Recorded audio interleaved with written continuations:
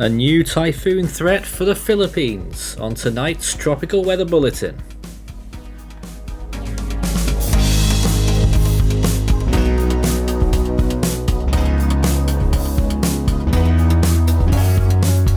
And now the latest around the wide world of tropics. Tropical Weather Bulletin for October 27th.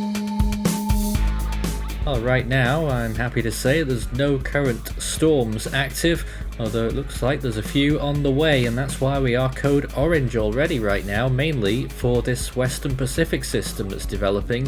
Philippines have already declared it a tropical depression, and Signal 1 warnings are in effect. Firstly though, in the Atlantic, there's two areas of interest right now, both with 50-50 odds of developing on day 149 of hurricane season, one of them in the subtropics, the other one in the deep Caribbean, and that could have decent potential for becoming a significant storm. The other one too, possibly, but more likely to stay out to sea. In the Eastern Pacific, it's day 166 of hurricane season, and there's nothing on the radar right now, which is good to see. Whether that's the end of the season or not in this basin, it's hard to tell, but things do get more difficult from here on in. In the Western Pacific, we're currently monitoring these two systems. A depression from the Philippines we still have at 90%. It's quite elongated and quite loose circulation at the moment, and a 30% chance to the east for later development, possibly near Yap and Palau. In the Indian Ocean, no areas of interest right now on the radar, although there is one or two little rumblings that there may be a new system in the South Indian Ocean in about, next week. So I guess that's something to watch out for. Now, we've had a lot of imagery overhauls recently, or in the process of one, so a lot of our imagery isn't fully working. Here's a look at the Atlantic Ocean, what we can see of it at the moment, just a small part of it, including that invest though, somewhere along there. But as you can see, it's a big mess right now. A significant storm system, and over towards the Pacific there's not much we can see over there right now, but off the coast of Mexico we can still see at least dry air quite prevalent in that area, and a little storm blowing up along the coast of Mexico. We'll make sure this imagery is fixed for tomorrow. And taking a look at the close-up images of this tropical depression in the Philippines, I think they called it Paeng. And there it is with decent amounts of convection. It's a pretty broad system and is likely to intensify. PAGASA are expecting it to become a typhoon. They've already issued Signal 1 warnings for parts of, I think it was Samar. So things are getting a little bit more interesting in this area once again, and this could be a classic late season big threat for the Philippines that we usually get around this time of year, late October into the first days of November. Typically don't give Luzon a good ride, and lots of models suggesting that there will be a substantial impact in Luzon later on. But here is some wider shot imagery, and you can see there that big burst of convection, almost cut in two halves really. When you look at the infrared imagery particularly, you can see how it had that sort of hemispheric kind of, I don't know how to explain it, but it did merge together in those later frames, and it would appear that certainly we're very close to seeing a center of circulation which would enable us to call it a tropical depression or indeed tropical storm. Early suggestions from satellite suggest that we might have tropical storm force winds. There'll be a new ASCAP pass a little bit later on in the morning to hopefully determine for us whether it is actually at tropical storm strength or not, and I imagine full designation from the Japanese Meteorological Agency will come on pretty soon after that. A big rain threat as well from this system, so we'll show you the models in a moment to exemplify that. And here is the long-range imagery across the whole Western Pacific there in the last 24 hours, and you can see how that system has matured quite a bit in that time, and has wrapped itself together quite a bit. Northwestern side a little bit bare, but the rest of it is looking decent. And some other smaller showers over the Philippines already, moving out over into the South China Sea. Looking towards the Indian Ocean, this is what it looks like right now, and there's not much going on here, just a small little disturbance or two south of the equator, but India and the whole region around there looking very dry and quiet right now. Southern Hemisphere, looking across Australia, a few bursting thunderstorms there in the Northern Territory out towards Queensland. Apart from that, things looking fairly quiet. A frontal system moving past Fiji on towards Samoa, and quite a few storms over Indonesia at this time. Well, let's check those sea surface temperatures. They're tailing off a little bit by the looks of things here in the Eastern Pacific. Certainly Roslyn has made its mark, and still 29, maybe pushing 30 degrees in one or two areas, but it's dropping a little bit. Caribbean still very warm for that potential system. Up towards the subtropical Atlantic, still decent temperatures there. It could be a tropical storm that forms out of that other area of interest. It may not necessarily be subtropical for its whole life. It's certainly got a chance, although once it gets beyond 30 degrees north, then it's going to get a little bit more difficult.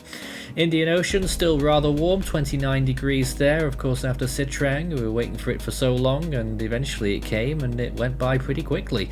And in the Western Pacific, those temperatures really started to cut off there near Indochina and off the coast of China, and it's out over the open waters that those warm temperatures still remain, pushing 30 degrees Celsius, and on the western side and into the Philippines there, 30 degrees plus if a storm finds itself winding its way through the Visayas region. And in the southern hemisphere there as well, still decent temperatures starting to build down there as well. Looking at the anomalies, the La Nina effect is still well in play. The Atlantic is mostly above average, and the Western Pacific, in the areas that matter, is pretty much above average as well. So keep looking out in those two areas, hotspots for potential late season activity. Oceanic heat content looking towards the Atlantic once again. Well, the Caribbean, if a storm takes a track towards Jamaica and towards the Yucatan, there's big trouble possibly up ahead, but we'll see what happens there. In the Eastern Pacific, it's mainly dead, and in the Western Pacific, it's cooling down a little bit, but still plenty of energy for storms approaching the northern part and central part of the Philippines, but the northern part particularly, as this system that we're watching might do just that. Well, computer models are in a real mess today because we don't have the proper graphics. Unfortunately, this first one isn't loading at all. It's supposed to be showing the Atlantic with these two potential systems forming. The first, and a little spoiler alert here, both of them do form pretty much on the GFS. First one probably just a tropical depression in the subtropics, and the other one becoming a tropical storm in the Caribbean. Now, don't be alarmed, there is a colour switch here as well, but it's only temporary because we've lost all of our colours right now. So it's a real mess for those who are familiar with our usual colour scheme, but basically this is showing a substantial typhoon, very strong there in the blacks, that's showing around category 2 conditions into landfall in the Philippines. GFS usually underdoes this as well, so it's probably a category 3. It peaks in the 940s on this run. Other models taking it pretty much into Luzon as well now. We've got a lot of agreement on the track forecast. Other models having it a bit weaker though, and that other system forming behind it as well down towards the southeast. That's the other area of interest that we've got marked. Look towards the Indian Ocean, give you a little hint on this colour scheme. I know it's not great, but the oranges are generally tropical storm force winds and up, and you'll see eventually in that 5-day period a system trying to come together in both sides of the equator. Actually, there's a little one there in the North Indian Ocean, but of course that main one, the much bigger one there in the South Indian Ocean, trying to wrap itself together as we get towards the end of that 5-day period. There it is once again, getting stronger there. And this is another graphic that's not going to be ideal, but the rainfall for the Philippine region over the next 7 days, and you can see it's a massive sea of colour, but basically all you need to know about this is those lime green areas.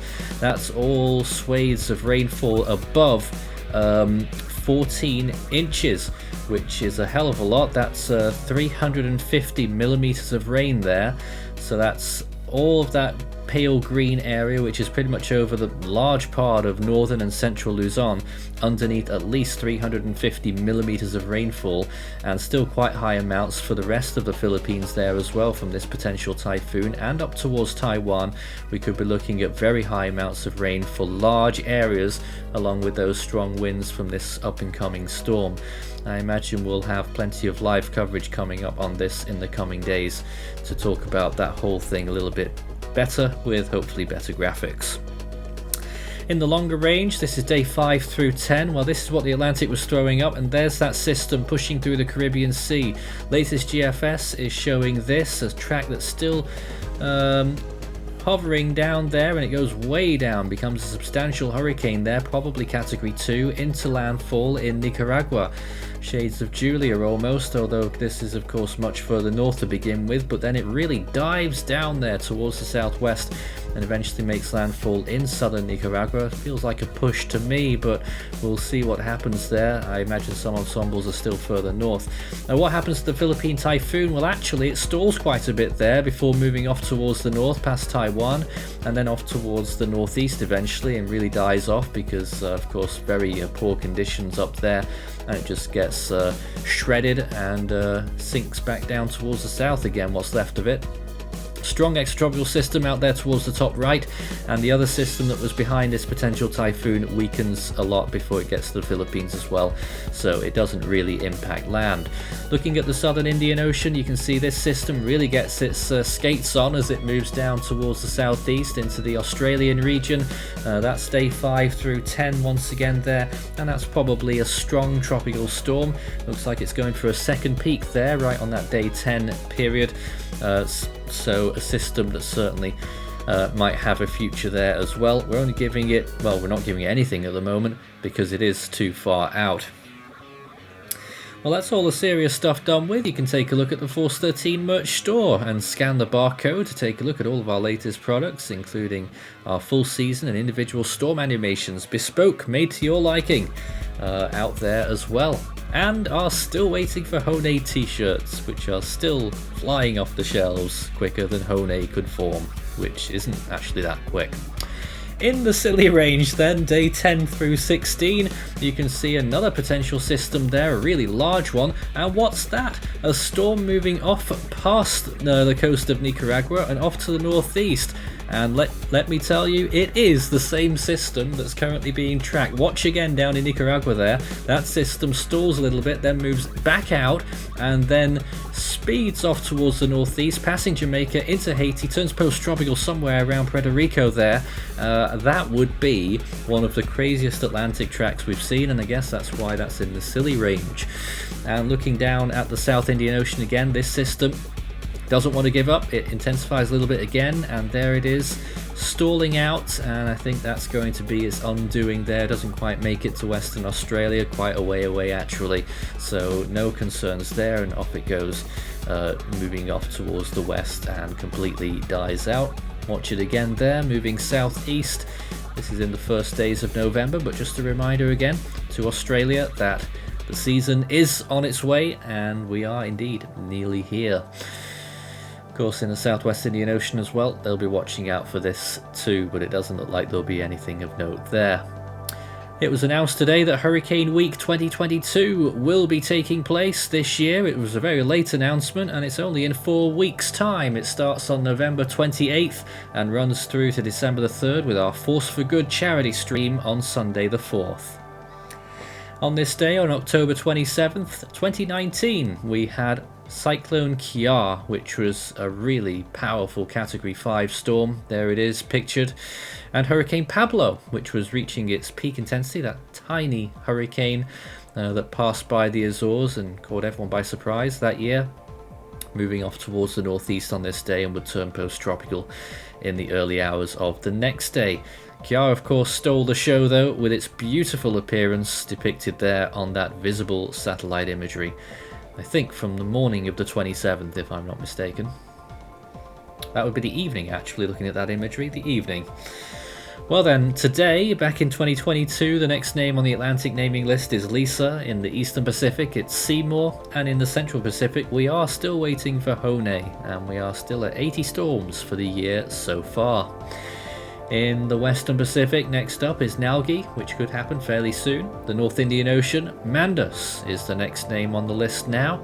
It feels like we've been saying Sitrang for so long, and finally it did arrive. Followed by Mocha. And in the Southern Hemisphere, in the Australian region, Darian is next up, the Southwest Indian Ocean, Cheniso, and in the South Pacific, it's Harley. That's all from tonight's Tropical Weather Bulletin. We'll be back again tomorrow night.